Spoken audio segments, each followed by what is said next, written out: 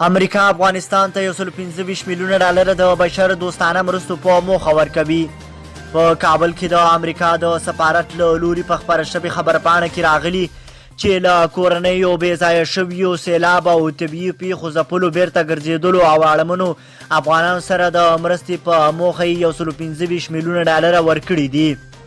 سفارت وایي چې افغانان لا ډیرو بشر دوستانه مرستو ته اړتیا لري او نړیوالو ته په کار ده چې له ملګرو ملتونو سره د افغانستان د بشري مرستو په موخه خپله همکاري وکړي.